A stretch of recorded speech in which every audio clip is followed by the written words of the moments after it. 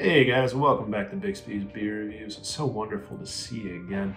You know, lately we've been checking out a lot of the different types and features of American sour beers, and today we're going to take a little bit of a left turn and check out sort of a cousin of American sour beers, and that's wild ales. Now, unlike particular subtypes of sour beer, there's no real one feature or set of features that you look for in a wild beer, but rather, to me at least, it's an even more interesting way to get in touch with your favorite local brewers in your area, because the wild yeasts that make wild ale wild, sort of the combination of Saccharomyces yeast and Brettanomyces and other souring bacteria that are captured in a particular location. Not to be pretentious, that's really sort of the terroir of the area. They're unique to whatever brewer has caught them and utilized them. So if you're checking out a wild beer from your favorite brewery, you're getting a beer that quite literally no other brewer can make. But today I'm going a little bit far afield from my mid-Atlantic home to get a beer from Jester King, one of the originators of wild ales in America. They're right up there with the brewery out in California. A few others that are really pioneering the mass production of this type of beer. So today we're checking out from their 2020 edition of their SPON beer, short for spontaneous. This is their all Texas SPON. Now, one of the trends I really like in craft beer right now is a move toward more regional malts, regional ingredients, stuff that was made close to where the beer is made to express unique character of a region. As the name implies, this beer made with all Texas ingredients: Texas-grown barley, Texas-grown wheat, Texas water, Texas-grown hops, which is a thing that they managed to pull off, and of course the wild yeasts harvested in Jester King's backyard. So let's crack this one open and then see what's going on inside. There we are. So as I said, this is a pure wild ale. There's no fruit or any other adjuncts in here.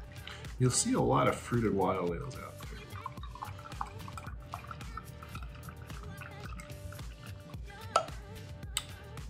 Oh, this is a gorgeous looking beer. Let's see what we got here.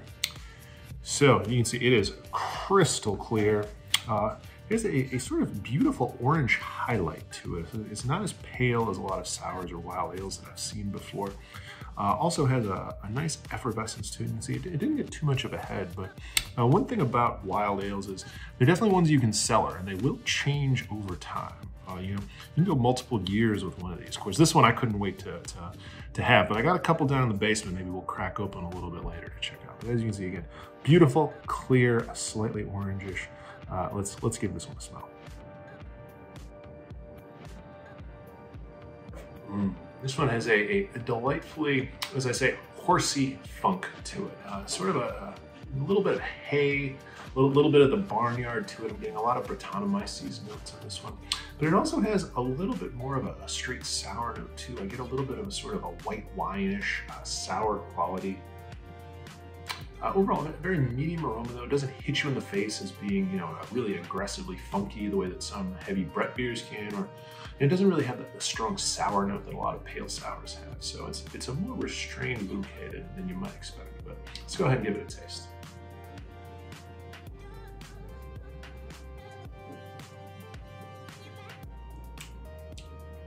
Ooh.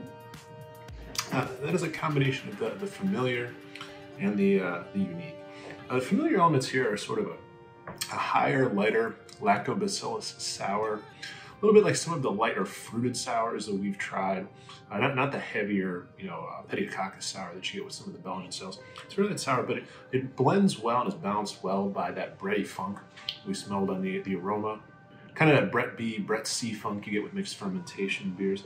But there's also sort of a kind of a flowery, lemonish flavor underneath. It's sort of a little bit of a kind of a prickly pear cactus or gooseberry flavor, sort of a lighter, not quite as sweet, fruity flavor that I don't think ever tasted in any sort of sour beer. It's entirely unique to this beer, and that's really what you're trying to get after when you try out these wild ales, is you want to find flavors and flavor combinations and just a sense of place that no other beer can really provide. Especially with this one, it's all Texas ingredients. experience. And as I said, I haven't been back to Texas in a while, but it always has a place in my heart. And so, you know, whether it's your favorite brewery that you really want to, you know, get a deeper connection with, or a place maybe that you miss or you wish you could visit but can't, Wild Ale is really kind of a way to almost travel in place when you're having one. So thanks for joining me and checking this one out. Always love to see you guys. Very much looking forward to seeing you next time. But until then, bye now.